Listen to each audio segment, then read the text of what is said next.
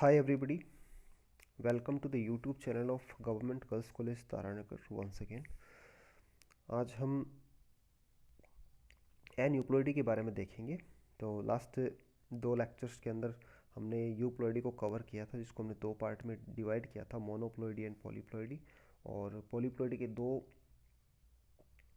दो पार्ट हमने कवर किए थे, ऑटो पॉलीप्लॉइडी और एलो पॉलीप्लॉइडी। तो इसी लेक्चर सीरीज को कंटिन्यू रखते हुए आज हम एन यूप्लॉइडी डिस्कस करेंगे। तो यूप्लॉइडी के एग्जांपल में हमने देखा कि क्रोमोसोम का जो पूरा का पूरा सेट होता है वही चेंज हो जाता है, कि क्रोमोसोम का या तो एक सेट, एक या एक से ज़्यादा सेट एक्स्ट्रा आ गए, या फिर एक या एक से ज़्यादा सेट जो होते हैं वो डिसअपियर हो जाते हैं। तो उसको हमने यूप्लॉइडी बोला था। ठीक है, यहाँ पे क्या होता है कि हम पूरे सेट की बात नहीं करते हैं, जो डिप्लॉइड क्रोमोसोम कॉम्प्लीमेंट जो होता है। फॉर एग्जांपल हम यहाँ पे डिप्लॉइड ले रहे हैं, तो डिप्लॉइड क्रोमोसोम कॉम्प्लीमेंट के अंदर या तो एक क्रोमोसोम कम हो गया या एक क्रोमोसोम ज़्यादा हो गया, दो क्रोमोसोम कम हो गए, दो क्रोमोसोम ज़्यादा हो गए, तो इसको हम क्या बोलते हैं, एन्यूप्लॉइडी। तो एन्यूप्लॉइडी के अंदर क्या होता है, या तो क्या होता है लॉस, ठीक है, या फिर एडिशन। इसका addition one or more chromosome, one or more chromosomes to original chromosome complement. जैसे हम बात करें, ये अपने पास एक सेल है और इस सेल के अंदर अपने पास टोटल कितने क्रोमोसोम्स है, 6। 2n = 6। हम मान लेते हैं कि इस सेल के अंदर क्या हुआ, एक क्रोमोसोम डिसअपियर हो गया, तो अभी कितने क्रोमोसोम्स बचे यहाँ पे, 5। तो एक क्रोमोसोम का यहाँ पे क्या हो गया, लॉस हो गया। तो इस प्रकार की जो घटनाएं होती है उसको हम क्या बोलते हैं, एन्यूप्लॉइडी। इसी प्रकार से क्या हो सकता है, इसके अंदर एक क्रोमोसोम एक्स्ट्रा भी आ सकता है, एक या एक से ज़्यादा क्रोमोसोम एक्स्ट्रा भी आ सकते हैं। तो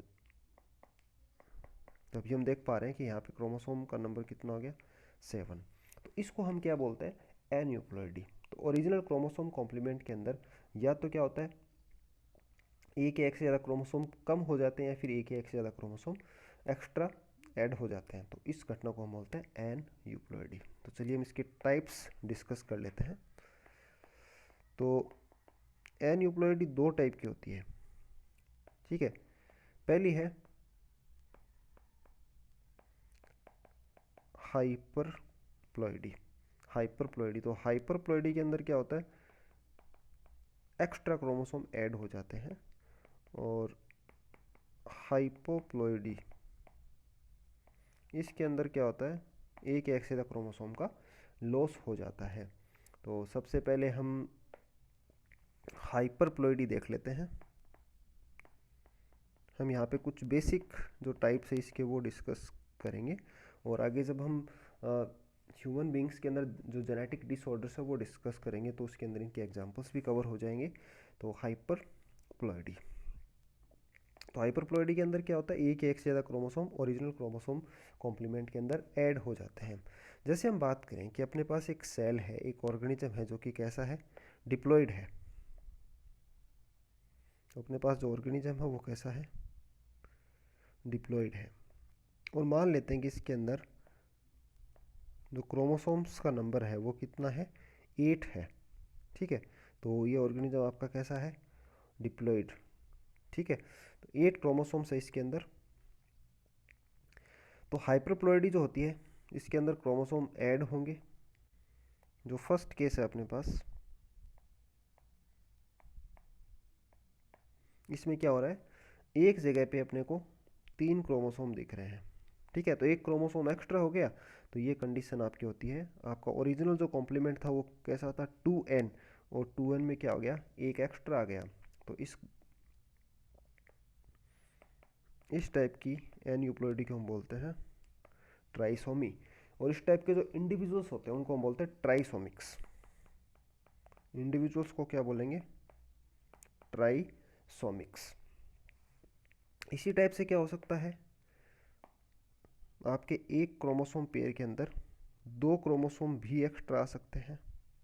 जैसे हम सेम क्रोमोसोम पेयर की बात करें तो यहाँ पे कितने क्रोमोसोम आ गए, 2 की जगह 4 क्रोमोसोम हो गए।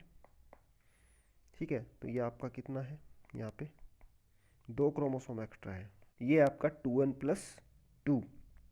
तो यहाँ पे देख समझ में आ रहा है कि यहाँ पे एक ही जगह पे कितने क्रोमोसोम हो गए, 4 क्रोमोसोम हो गए। तो इसको हम बोलते हैं टेट्रासोमी, टेट्रासोमी। और इस टाइप के जो इंडिविजुअल्स होते हैं उनको बोलते हैं टेट्रासोमिक्स, टेट्रासोमिक्स। एक एग्जांपल और करते हैं हम, जिसके अंदर 2 क्रोमोसोम ऐड होते हैं लेकिन दोनों अलग अलग पेयर के ऊपर ऐड होते हैं।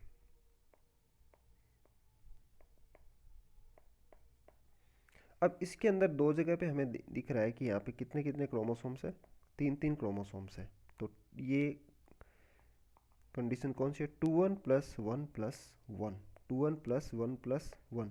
इसको हम बोलते हैं डबल ट्राइसोमी, डबल ट्राइसोमी। इसी टाइप से क्या हो सकती है, 2n+2+2, इसको क्या बोलेंगे, डबल टेट्रासोमी, डबल टेट्रासोमी। तो हाइपरप्लॉइडी जो होती है बेसिकली 2 टाइप की होती है। पहली होती है ट्राइसोमी और दूसरी होती है टेट्रासोमी। ट्राइसोमी में क्या होता है, एक ही पेयर में 2 की जगह 3 क्रोमोसोम हो जाते हैं, और टेट्रासोमी के अंदर क्या होता है, 2 क्रोमोसोम एक्स्ट्रा आ जाते हैं। तो टेट्रासोमी को हम डिनोट करते हैं 2n+2 से, ट्राइसोमी को 2n+1 से। तो ये आपका हाइपरप्लॉइडी। अब हम देखेंगे हाइपोप्लॉइडी। हाइपोप्लॉइडी, तो हाइपोप्लॉइडी जो है इसका मतलब क्या होता है, यहाँ पे क्रोमोसोम का लॉस होता है। तो इसको भी हम देख लेते हैं कितने टाइप का होता है ये। सेम क्रोमोसोम कॉम्प्लीमेंट हम यूज में ले रहे हैं। तो ये क्रोमोसोम ऑर्गेनिज्म जो है इसके अंदर 8 क्रोमोसोम है, और ये कैसा है, डिप्लॉयड है। ठीक है, तो फर्स्ट जो है अपना,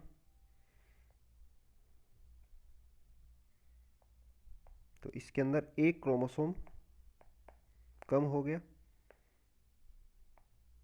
तो इस अगर पोजीशन पे हम देखें तो एक क्रोमोसोम कम है, तो इसको हम डिनोट करेंगे 2n-1 से।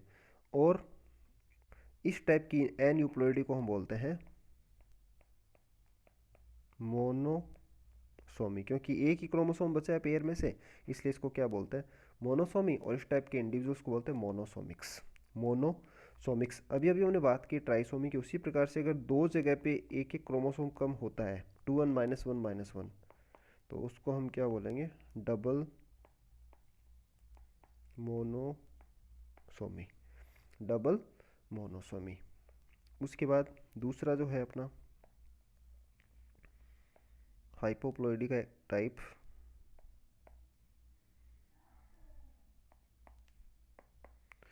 तो इसमें देख के समझ में आ रहा है कि ये जो पोजीशन है अपनी, इसमें कितने क्रोमोसोम बचे हैं, कोई भी क्रोमोसोम नहीं बचा है, 0। तो 2n-2, इसको हम बोलते हैं नलीसोमी। इसको हम क्या बोलेंगे, नलीसोमी। ठीक है, इसी टाइप से अपना 2n-2-2, ये कैसा होगा, ये होगा डबल नलीसोमी, डबल नलीसोमी। इस टाइप से हाइपोप्लॉइडी जो बेसिकली 2 टाइप का होता है, एक मोनोसोमी जिसके अंदर एक क्रोमोसोम कम हो जाता है, नलीसोमी जिसके अंदर 2 क्रोमोसोम कम हो जाते हैं। अब हम देखेंगे कि ये जो डेवलप कैसे होते हैं, इनका ओरिजिन कहाँ से होता है। तो अपना नेक्स्ट जो डिस्कशन रहेगा वो होगा ओरिजिन ऑफ एन्यूप्लॉइड्स, ओरिजिन ऑफ एन्यूप्लॉइड्स। तो एन्यूप्लॉइड्स का ओरिजिन होता है because of non disjunction, non disjunction, non disjunction की वजह से होता है। नॉन डिस्जंक्शन के कारण क्या होता है कि मियोसिस या माइटोसिस के दौरान, सेल डिवीजन के दौरान क्रोमोसोम्स का सेग्रीगेशन प्रॉपरली नहीं हो पाता है। ठीक है, और जिस सेल को जितने क्रोमोसोम मिलने चाहिए उतने उसको नहीं मिल पाते हैं, या तो उसको क्रोमोसोम एक्स्ट्रा मिलते हैं, या फिर जितने मिलने चाहिए उसमें से उतने क्रोमोसोम उसको नहीं मिल पाते हैं। तो इस घटना को हम क्या बोलते हैं, नॉन डिस्जंक्शन। तो यहाँ पे एग्जांपल के तौर पे हम मियोसिस देखेंगे। मियोसिस जो है उसकी दो स्टेजेस, मियोसिस फर्स्ट और मियोसिस सेकंड। तो उसमें जब नॉन डिस्जंक्शन होता है तो क्या रिजल्ट्स प्रोड्यूस होंगे वो हम देखेंगे। तो इसके लिए सबसे पहले हम मियोसिस देख लेते हैं, एक एग्जांपल लेते हैं हम। तो मियोसिस फर्स्ट के दौरान क्या होता है, मियोसिस फर्स्ट के दौरान आपके जो क्रोमोसोम्स होते हैं, तो क्रोमोसोम्स पेयर में होते हैं और होमोलोगस क्रोमोसोम के पेयर में से एक सेल को एक क्रोमोसोम मिलता है और जो दूसरा क्रोमोसोम होता है वो दूसरी सेल में जाता है। ठीक है, उसके बाद क्या होता है, मियोसिस सेकेंड में क्या होता है कि क्रोमेटिड सेपरेट होते हैं और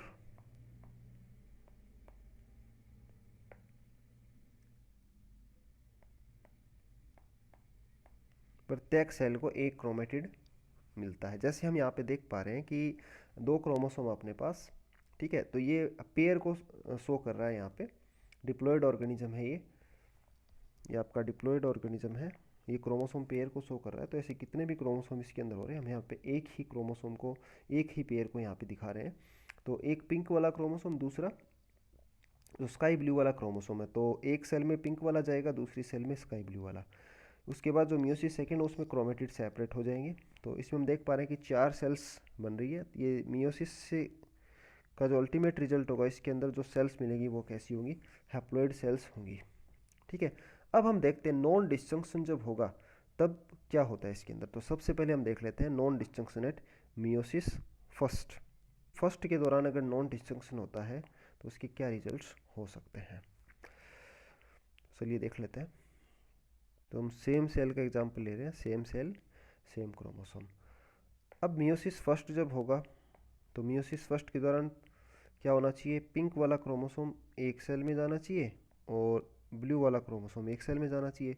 लेकिन जब नॉन डिस्जंक्शन होता है, नॉन डिस्जंक्शन में क्या होगा, ये दोनों क्रोमोसोम एक ही सेल में चले जाएंगे। ठीक है, तो दूसरी सेल जो होगी उसको पेयर में से कोई भी क्रोमोसोम नहीं, हम यहाँ पे केवल एक पेयर की बात कर रहे हैं, बाकी जो पेयर्स हैं वो नॉर्मली सेग्रीगेट हो रहे हैं। ठीक है, तो ये आपका हो गया मियोसिस फर्स्ट। अब हम मियोसिस सेकंड देखते हैं। मियोसिस सेकंड आपका नॉर्मल होगा।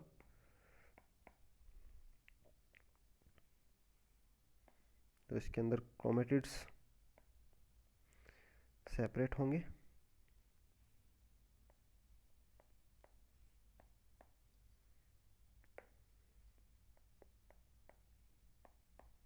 अब हम यहाँ पे देख पा रहे हैं, अगर आप इसको कंपेयर करोगे पहली वाली सेल से, अगर कंपेयर करोगे तो उसमें क्या हो रहा था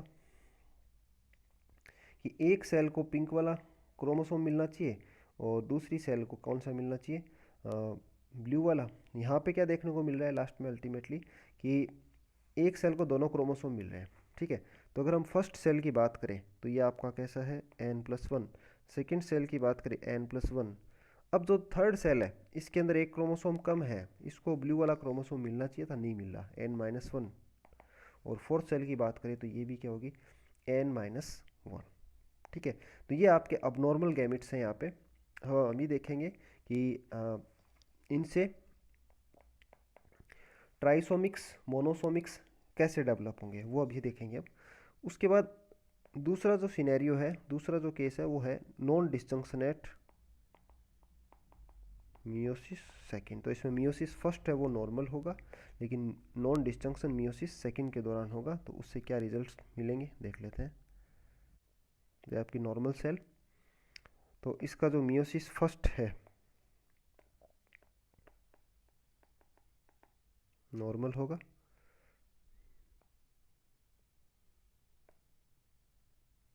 तो एक सेल को मिलेगा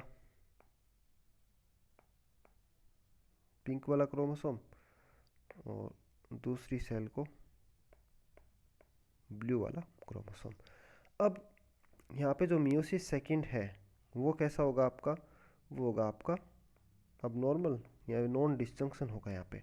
अब यहाँ पे एक सेल को नॉर्मल दिखाएंगे, दूसरी सेल को अब नॉर्मल दिखाएंगे।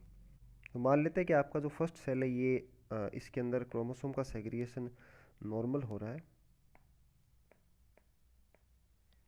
और जो सेकंड है इसके अंदर क्या हो रहा है, क्रोमोसोम का सेग्रीगेशन जो है वो ये नॉन डिस्जंक्शन शो कर रहा है। अब इसके रिजल्ट्स क्या हुए, अगर हम फर्स्ट सेल की बात करें तो इसको एक क्रोमोसोम मिलना चाहिए, ठीक है, एंड दूसरी सेल को एक मिलना चाहिए, एंड तीसरी सेल की बात करें तो इसमें एक क्रोमोसोम एक्स्ट्रा, ये कैसी होगी n+1, और अगर हम फोर्थ की बात करें n-1, ठीक है। तो ये थे रिजल्ट्स नॉन डिस्जंक्शन के फलस्वरूप क्या रिजल्ट्स मिलने वाले हैं वो देखे हमने।